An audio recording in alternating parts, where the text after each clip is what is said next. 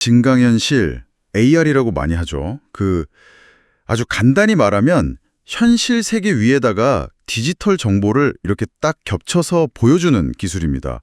뭐 스마트폰 앱이나 요즘엔 AR 글래스 같은 기기들도 있잖아요.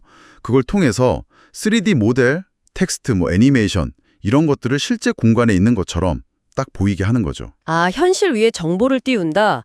제가 알기론 초기에는 QR코드 같은 걸 이렇게 찍어야만 뭐가 나왔던 것 같은데 요즘은 좀 다른가 보네요. 자료에도 그런 내용이 있었던 것 같고요. 네, 맞아요. 그게 이제 마커 기반 AR이라고 불렀는데요. 초기 방식이죠. 근데 요즘은 대부분 그럴 필요가 없어요. 그냥 기기 자체에 있는 센서나 카메라, 또 컴퓨터 비전 기술 이런 걸로 주변 환경을 그냥 쓱 파악해서 디지털 컨텐츠를 알아서 배치합니다. 이걸 보통 마커리스 AR이라고 불러요. 이게 대세죠. 마커리스 방식. 그게 핵심이군요. 그럼 단순히 위치 정보만 쓰는 포켓몬고 같은 거랑은 좀 다른 건가요? 지금 말씀하신 마커리스 AR은 주변 환경 자체를 막 인식하고 상호작용한다고 하셨는데 사용자 경험에서 어떤 차이가 있을까요? 아, 네. 아주 중요한 포인트인데요. 위치 기반 AR은 사실 어디에 있는지만 중요하잖아요. 근데 이 마커리스 AR은 무엇이 어떻게 있는지를 이해하려고 해요. 훨씬 똑똑하죠?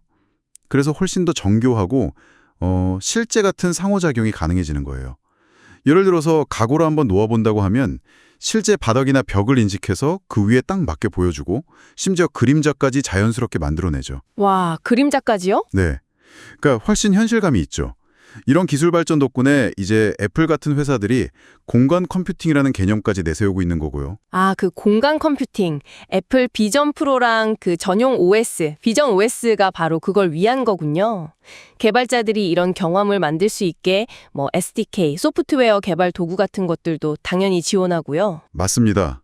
애플은 그 비전 OS하고 SDK, 리얼리티 컴포저 프로 이런 도구들을 쫙 내놓으면서 자기들만의 생태계를 만들고 있어요.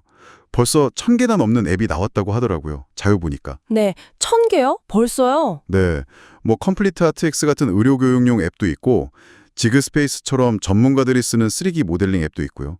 그러니까 단순히 재미를 넘어서 실제 산업 현장에서의 어떤 변화 가능성을 보여주는 사례들이 꽤 많았습니다. 물론 구글도 가만히 있지 않죠. 안드로이드 XR 플랫폼이랑 SDK 내놓고 또 삼성이랑 손잡고 무한이라는 코드명으로 MR 헤드셋도 개발하고 있고요. 그리고 스마트폰에 연결하는 가벼운 AR 안경 프로토타입 이런 것도 선보였어요. 아, 구글이랑 삼성이요? 무한이라. 네. 그리고 메타도 빠질 수 없죠.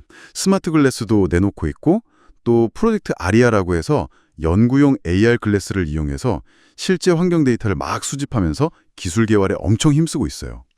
개발자들은 이제 이런 각 플랫폼별 도구에다가 유니티나 어닐 엔진 같은 기존 3D 엔진을 같이 써서 개발을 하는 거죠. 이야, 플랫폼 경쟁이 정말 치열하네요.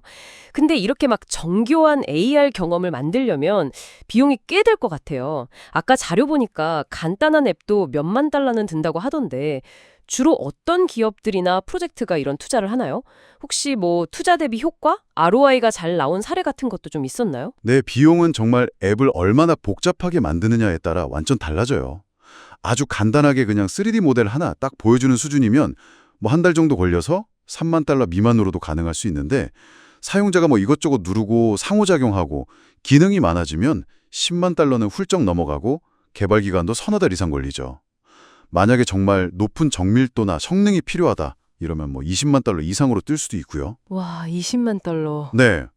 그래서 주로 투자가 활발한 분야는 역시 좀 즉각적인 효과를 볼 수 있는 곳들이에요. 예를 들어 아까 잠깐 언급된 그 치즈케이크 랩스 사례처럼 가구를 사기 전에 우리 집에 미리 놓아보는 기능 있잖아요. 아, 네네. 그거 많이 쓰죠. 이게 소비자들이 어울릴까, 크기는 맞을까 이렇게 상상만 하는 거랑 직접 보는 거랑은 천지 차이거든요. 구매 망설임을 확 줄여주죠. 특히 좀 비싼 가구나 제품들 온라인으로 팔 때 전환율 높이는 데 효과가 꽤 입증되고 있어요. 와비파커나 프라다에서 안경이나 옷 가상으로 입어보는 서비스도 마찬가지고요. ROI가 좀 명확하니까 투자를 하는 거죠. 확실히 그 가상 체험이 구매 정벽을 확 낮추는군요. 저도 써본 적 있는 것 같아요. 이런 소비재 말고 아까 말씀하신 전문 분야 활용 사례들도 되게 인상 깊었어요.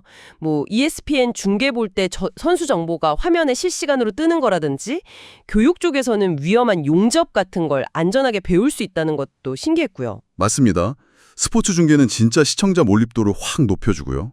교육 분야에서는 스냅챗하고 인스피에 협력한 사례처럼 교과서 내용을 인터랙티브하게 만들 수도 있고, 말씀하신 것처럼 항공 정비나 용접처럼 좀 위험하거나 복잡한 기술 훈련을 아주 안전하고 효과적으로 할 수 있게 도와주죠.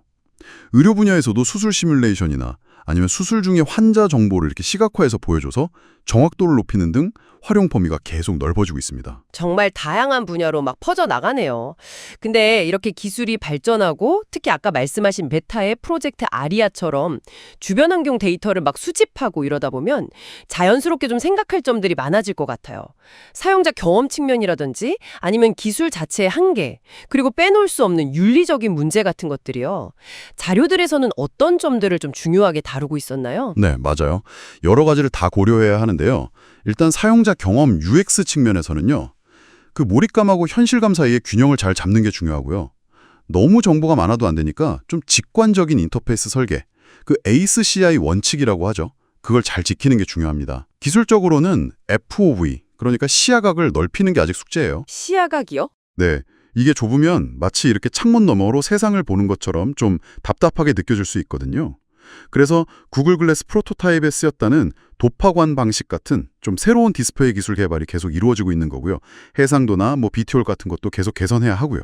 그렇군요. 그리고 또 하나 정말 중요한 게 바로 프라이버시와 보안 문제죠. FPS, 미래 프라이버시 포럼 보고서 같은 데서도 지적하듯이 이 AR 기기들이 주변 환경뿐만 아니라 사용자에 대한 엄청난 데이터를 수집하게 되잖아요.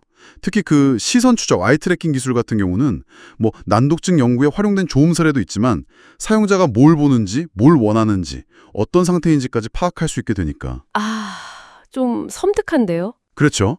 그래서 훨씬 더 신중한 접근하고 깊은 윤리적 고민이 필요하다. 이런 점들이 많이 강조되고 있었습니다. 이야, 정말 빠르게 발전하면서 동시에 풀어야 할 숙제도 진짜 많은 분야네요. 오늘 증강현실의 기본 개념부터 개발 현황, 또 다양한 응용 사례와 미래의 과제까지 여러분이 보내주신 자료를 통해서 정말 깊이 있게 살펴봤습니다. 이 복잡하고 흥미로운 기술을 이해하시는데 좀 도움이 되었기를 바랍니다. 네, 마지막으로 여러분께 한번 생각해 볼 만한 질문을 하나 던지고 싶습니다.